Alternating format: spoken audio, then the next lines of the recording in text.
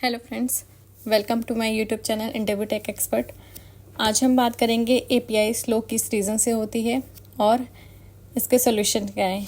ये क्वेश्चन आपको हर बार इंटरव्यू में पूछा जाएगा। आप फ्रेशर हो या एक्सपीरियंस हो, आपको इस क्वेश्चन को ज़रूर तैयार करना है। कुछ बिग एमएनसी कंपनियां हैं जो ये क्वेश्चन आपको हमेशा पूछेंगी। कुछ कंपनियों के नाम मैंने मेंशन किए हैं, जैसे Cognizant, Deloitte, Mastercard, TCS, Infosys.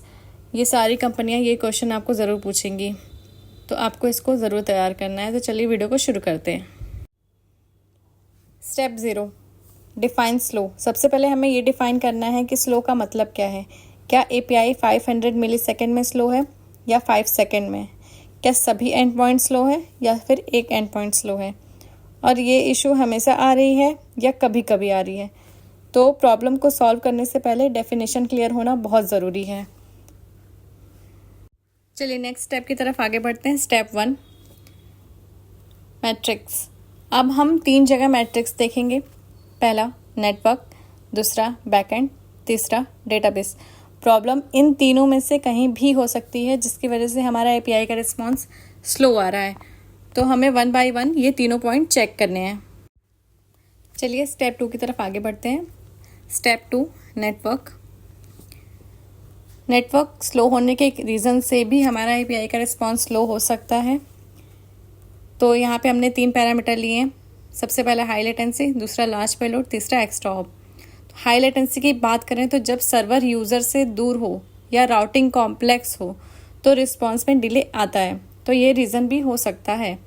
Second point, जब रिक्वेस्ट या रिस्पॉन्स में बहुत बड़ा डेटा भेजा जाता है तो उसकी रीज़न की वजह से भी एपीआई का रिस्पॉन्स स्लो हो सकता है।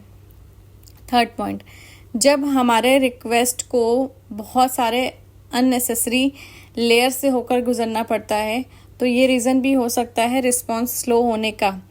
तो हमने ये 3 पॉइंट देख लिए। आइए सोल्यूशन की बात करते हैं। फर्स्ट है सीडीएन। सीडीएन का यूज़ करें जिसकी वजह से हमारा नियरेस्ट सर्वर से हम डेटा कुछ ले सकते हैं और इसकी वजह से हमारा रिस्पॉन्स फास्ट हो सकता है एपीआई का।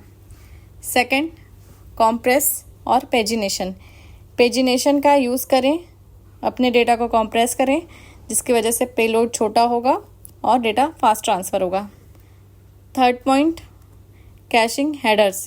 प्रॉपर कैशिंग हेडर लगाएं, रिपीट होने वाले डेटा को डायरेक्ट कैश से लें, इसकी वजह से भी हमारा एपीआई रिस्पॉन्स फास्ट हो सकता है। चलिए स्टेप 3 की तरफ आगे बढ़ते हैं। डेटाबेस।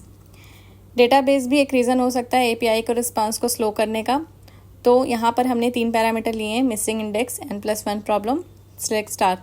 तीनों को हम 1 बाय 1 देखेंगे। सबसे पहले बात करते हैं मिसिंग इंडेक्स की। तो यहाँ पे क्या होता है कि जब क्वेरीज़ को बिना इंडेक्स के क्या होता है, कभी कभी स्लो चलती है तो उसको पूरा टेबल स्कैन करना पड़ता है। तो ये रीज़न्स की वजह से भी हमारा रिस्पॉन्स स्लो हो सकता है। सेकेंड प्रॉब्लम, बार बार एक एक करके क्वेरीज चलती हैं जिससे हमारा रिस्पॉन्स स्लो हो सकता है।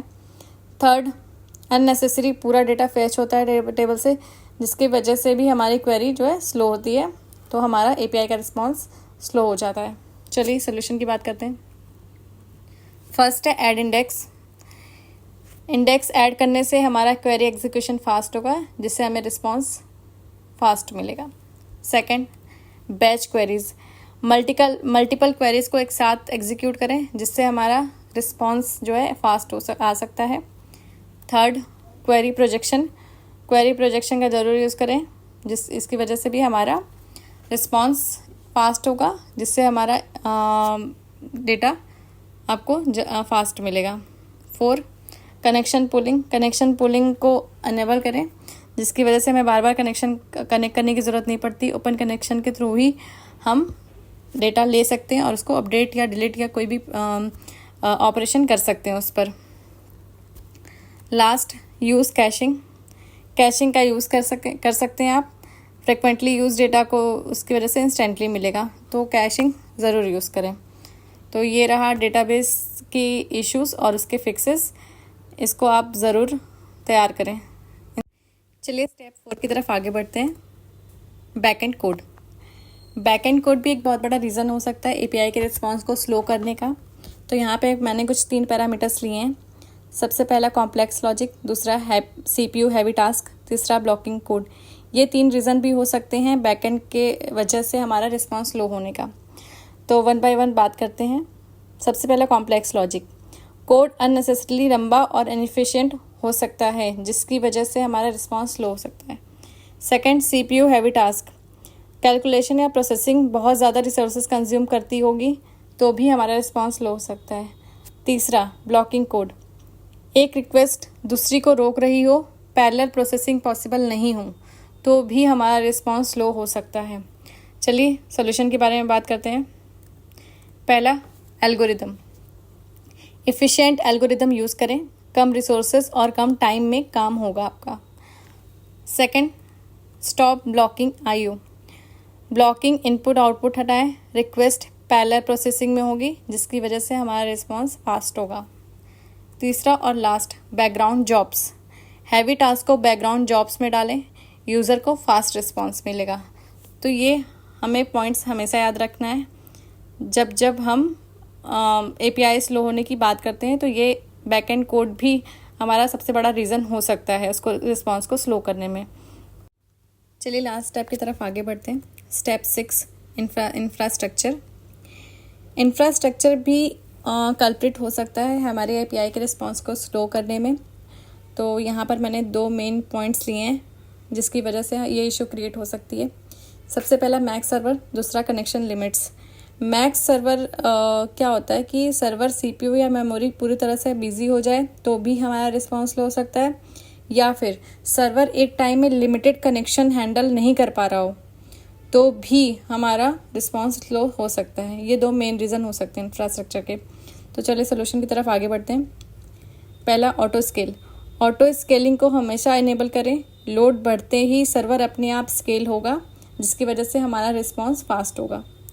सेकंड, ऑप्टिमाइज रिसोर्सेज को ऑप्टिमाइज़ करें, अनयूज प्रोसेसर हटाकर परफॉर्मेंस बढ़ेगी आपके सिस्टम की। तो वो रीज़न भी हो सकता है आपके API के रिस्पांस को इंक्रीज़ करेगा। थर्ड, ट्यून कॉन्फ़िगरेशन ट्यून करें, मेमोरी और थ्रेड प्रॉपर्ली यूज़ होंगे और जिसकी वजह से हमारा रिस्पांस फास्ट होगा। तो ये 3 पॉइंट्स इसके सॉल्यूशंस हैं, इसको ज़रूर देखें। तो फ्रेंड्स, अभी तक हमने देखा API स्लो होने के 3 main reason, network, database, backend code. तो अभी मैं आपको कुछ टिप्स देना चाहूँगी जिसको आप याद रख सकते हैं जब भी आप इस पर काम करें। तो सबसे पहला मेज़रमेंट, दूसरा आइसोलेट, तीसरा फिक्स। ये 3 अप्रोच हमें फॉलो करने हैं जब भी हम API सोल्यूशन की बात करेंगे। तो ये आप ज़रूर ध्यान दीजिए और इसको ही फॉलो करिए, मैं बोलूँगी। और ये टिप्स इंटरव्यू में भी ज़रूर मेंशन करिए, तो ये आपके लिए फ़ायदेमंद साबित हो सकता है। तो अगर ये वीडियो आप लोग को हेल्पफुल लगी हो तो प्लीज़ लाइक करिए और सब्सक्राइब करिए मेरे इस चैनल को। और I hope you like my video, और ऐसे ही वीडियो बनाने के लिए मुझे मोटिवेट करें और सब्सक्राइब करें। Thank you so much.